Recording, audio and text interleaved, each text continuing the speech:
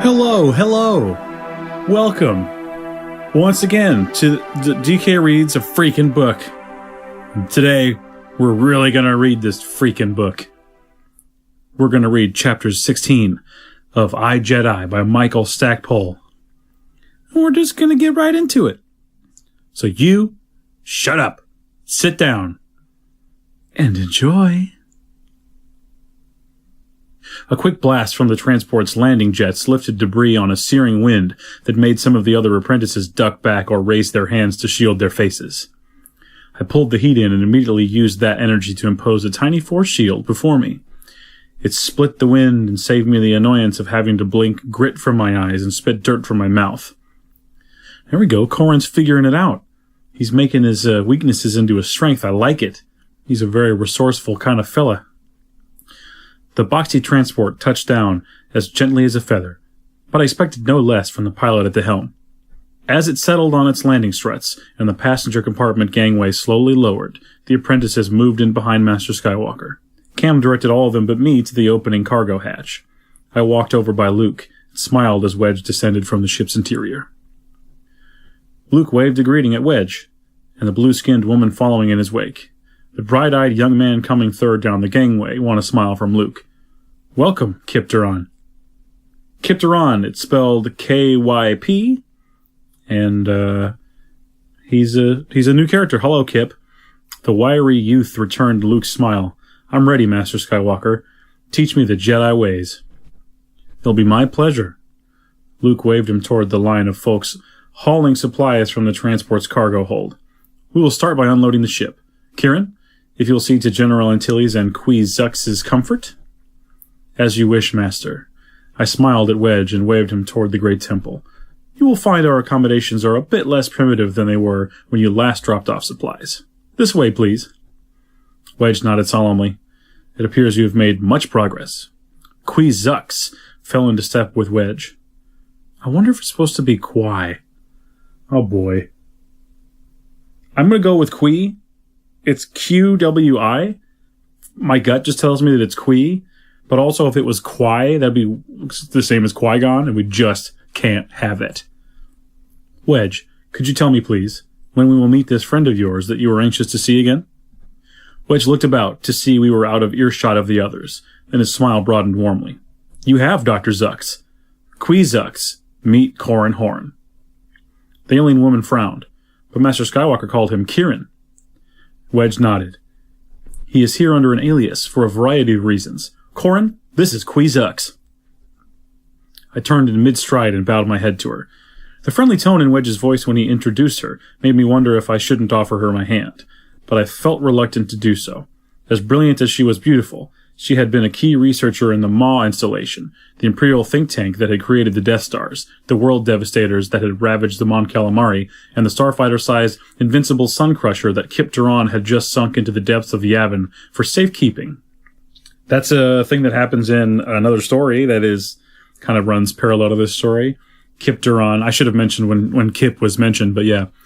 Basically, Kip gets control of this vehicle called the Sun Crusher that's basically like a more mobile Death Star. And then I think Han Solo helps him. I think it's to do with Han Solo. Han Solo gets him to stop being bad. He says, hey, kid, come on. Something like that. I think they meet in the spice mines of Kessel or something like that. Oh, and also this is a totally different backstory for the Death Star than it is in the movies, and like in Rogue One and whatever. So interesting that this is what it was before. What little gossip we got out here suggested that she had been an unwilling dupe of the Imperials, someone only interested in pure research. That may well have been true. But I had to wonder how someone so bright could fail to notice all the projects she worked on had hideous names and could be so incredibly lethal. Welcome to Yavin 4, I pointed toward the sky. The first Death Star died up there before it could destroy this place.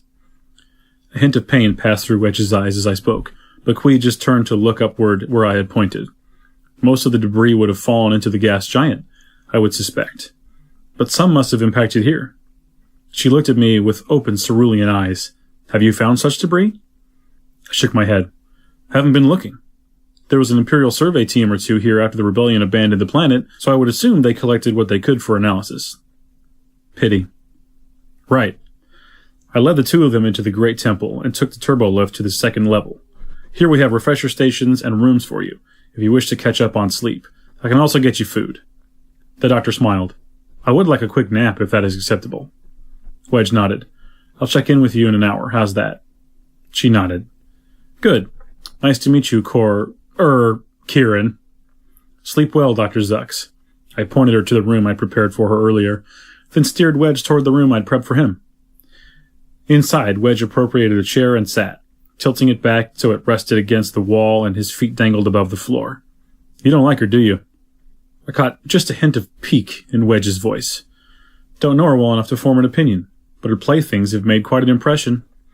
Maybe because you helped destroy two of them, you have a different perspective on her, but I did not consider myself a big fan of her work. She really didn't know what she was getting into, what they were doing with her research. Are you sure? The codename should have told her what was going on. She should have at least asked herself what would happen if, by mistake, these things were used on inhabited planets. We have life science sensors. How tough would it have been to put a life sensor interlock on the Death Star so it couldn't kill Alderaan? I found anger creeping into my voice and raised both of my hands. I shouldn't have said that, sorry. Wedge glanced down at his hands. Don't be. Nothing I haven't asked myself a million times since I started acting as her bodyguard. When she's around, when I speak with her, she's just so bright and innocent. The antithesis of the Death Star and the World Devastators and the Sun Crusher. I think she thought the Sun Crusher would be used to eliminate beta stars from binary systems to provide system stability or to clear uninhabited systems from navigational routes. My eyes narrowed. Oh no, you like her. Wedge's head came up. What? I whirled the room's other chair around and dropped into it, letting my chest press against his back. You're supposed to be her bodyguard and you're falling for her. You'd like her if you spend more time with her. Don't do it, Wedge. Don't do it. He glanced over at me, letting a sloppy grin tug at one corner of his mouth. Why not? Wouldn't this be a final reconciliation of the rebels and the Imperials? Wedge, I'm speaking from experience. I sagged forward against the chair back. When I was with Corsac, I had several assignments where I was to see to the personal safety of someone important. In fact, I once had to deal with your sister on a visit to Corellia. Didn't know she was your sister at the time, however. If you're going to tell me you fell for my sister while guarding her, I don't want to hear it. Nope, not her. It was the daughter of the shipping magnate who owned Tinta Lines. She was the target of a kidnapper. Of course, when I was guarding someone, we found a hole and crawled in. Didn't gallivant around the galaxy. Moving target is harder to hit. Good point, I smiled. Anyway, see, old Tinta and I got along famously once we discovered we shared similar opinions about art. In close quarters, we reinforced each other's ideas, and it quickly became us against the world. On the outside, Ayala nailed the kidnapper, so we only spent 3 days together. But if you'd asked me at the end of that time if it was love and lasers for life, I would have told you all systems were go. What happened? Well, we had one thing in common. We had all sorts of things that weren't. I was with Corsac, which meant I couldn't take off and hit a spa on Salonia or travel to Imperial Center for the opening of an art exhibit in the Galactic Museum. The gulf between us proved insurmountable. We parted friends, but we both knew that what we'd had while together was a supernova that was collapsing in on itself. We might have generated a lot of heat and light, but eventually the black hole would have torn us apart. Wedge nodded, but stared past me. You'll allow me to plot my own course through this? I can't stop you. But I thought you Jedi could easily influence weak minds. I laughed lightly along with him. This Jedi knows better than to think of your mind as weak, and I've got no desire to go mucking about without good reason. You're a big boy. If it works, great. If it doesn't, you've got friends. I imagine my wife would give you an earful on this. Yeah, and Mirax can be a mite more persuasive than you can. He tipped his chair forward on all 4 feet. No word yet from Han and any of his contacts about Mirax. Sorry. I sighed heavily. I didn't expect he would have much to say, given that he's been on Kessel recently. Booster's not been talking to you? I've been hard to find, but I've had no messages. Best to let Sleeping Hut snore. I felt anger gathering, but I dissipated it with a quick calming breath. You'll let me know if you do hear something, right? As soon as I do get word, you'll know. Wedge smiled solemnly. It's the least I can do for a friend. Wedge and Zux left in the evening, and I felt sorry to see them go. The one truly difficult aspect of the Jedi Academy for me was isolation from news of the outside world. Han Solo's adventure on Kessel and the theft of the Sun Crusher had been presented to us as asides, sidebars to lessons Master Skywalker taught us. More information came out now that Kip Duran was with us as a student, but even that was tantalizingly spare. Even more spare was any word on the Invids. Well, that Invid talk is like 10 chapters ago. Do you even remember them? I think they're the main enemy here. Kip's presence seemed to put a spark back into Master Skywalker, a spark that had been diminished since Gantoris' death. Kip proved almost immediately to be the greatest of the apprentices gathered here. With only a minimum of training, he blasted on past all of us in terms of what he could do. Supporting himself on one hand only, he could balance rocks and fallen tree boles with ease. Given my lack of ability in that area, I found his skills somewhat intimidating. Master Skywalker found Kip's abilities all but mesmerizing and devoted a lot of time to directing his studies. I guess that made sense in a variety of ways. I suspected that Luke saw a lot of himself in Kip. They both came from brutal worlds, Tatooine and Kessel respectively. Kip had received initial instructions from the fallen Jedi female, Vima Deboda, as much as Obi-Wan had taught Luke. Kip also had proved adept at piloting a ship, and had saved Han Solo's life. A positive endorsement, to be sure.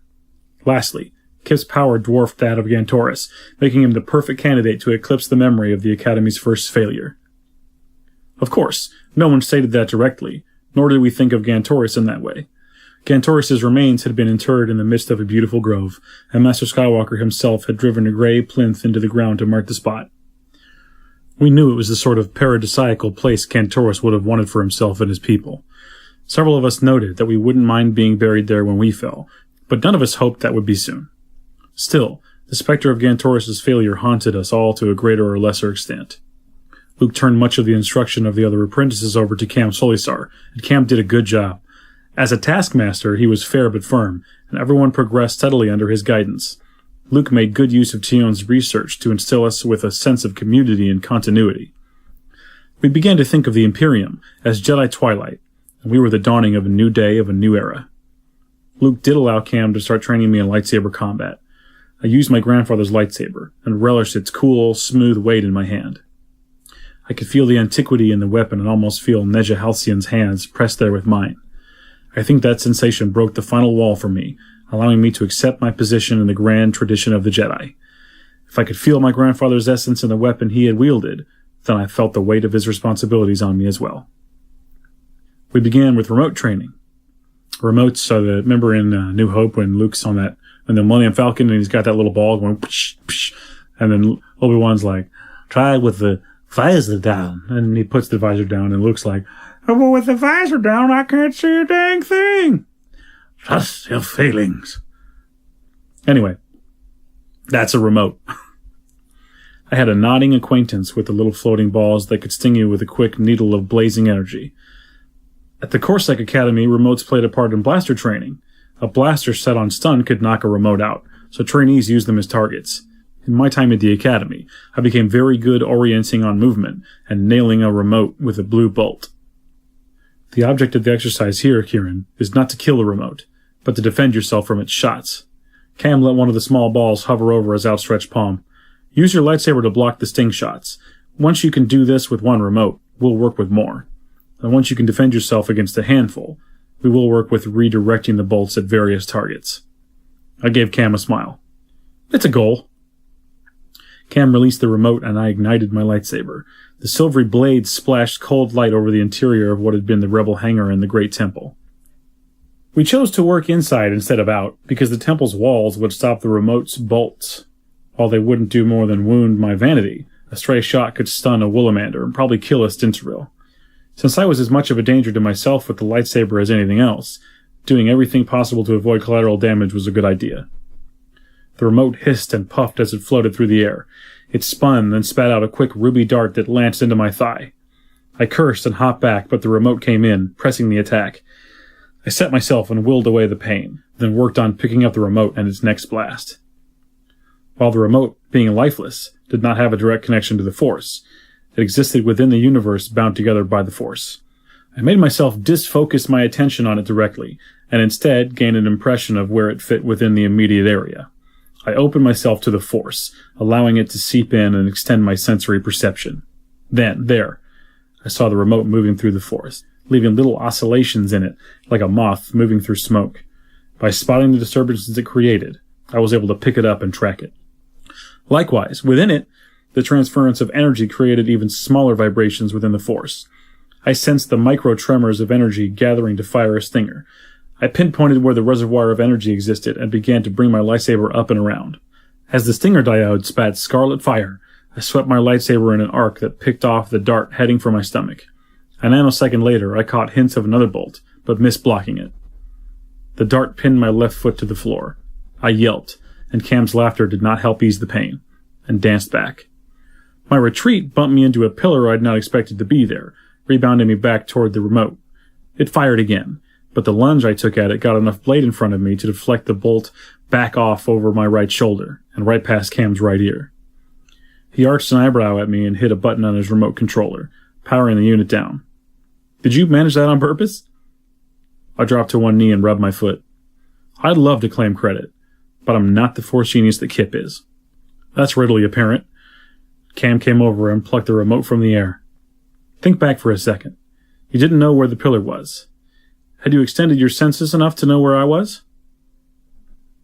I frowned and tried to recall. Nope. I think my sensory range was about 2 meters, and you were outside it. So was the pillar until I jumped back. And when you were hurt, you probably pulled the sphere in even tighter. He opened a panel on the remote and twisted a small dial. I'm going to move it out to 4 meters. You need to be able to push your sphere out larger and larger and track the things inside of it. If you don't know where you are and what you're doing, you're in deep trouble. Got it. Pilots refer to this as situational awareness. If you can't track your own people and the enemy in a vape brawl, you end up doing a burn-in on some world. That's it exactly. My father used to refer to it as a sphere of responsibility. He used to tell me that as Jedi, our sphere of responsibility was as big as the galaxy, and the best Jedi could understand and sort out whole star systems. I'd not actually felt that until the other night in the grotto. I nodded. I copy. As a pilot, I tended to be pretty good in the situational awareness arena, but using the Force is like trying to learn to see after having been blind for most of my life. Not easy, but you can do it. Kim slapped me on the shoulder. Don't let Kip's progress bother you. Bother me? I gave him an annoyed stare. Kip's progress doesn't bother me. It really has no effect on me. Really? Cam's eyes narrowed and sank back into shadows. You're not a bit envious of the attention he's getting from Master Skywalker? I hesitated for a moment and let the question roam around in my brain. I shook my head. I know I'm competitive, and I would have thought you'd be right, but I don't see Kip as someone I'm competing with. I've been second best before. That's a role I can accept. I can make it my mission to make sure the frontrunner can't relax, but I'm more concerned with doing my best than I am with beating someone else's best. Cam's expression lightened considerably. That shows a fair amount of maturity. Kinda scary, isn't it? Not on a Jedi Knight. Cam tossed the remote into the air, and it withdrew to a range of 4 meters. Go again, Kieran Halcyon. Concentrate. Show me your best. That is the end of Chapter 16 of I, Jedi, and that takes us to exactly 25% of the way through this book. It is not short. We're going to be doing this for a while, and I'm totally fine with it. So we see that Luke has met Kip Duran, who's now on the planet, and he's there to train to be a Jedi. Kip is in a couple other Star Wars books. He's out there once or twice in other things I've read him in. Interesting character, I guess.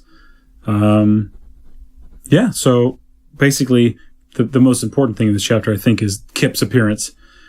As I remember in the story, it's not a small thing. So anyway, I think we're about to hit some fun stuff.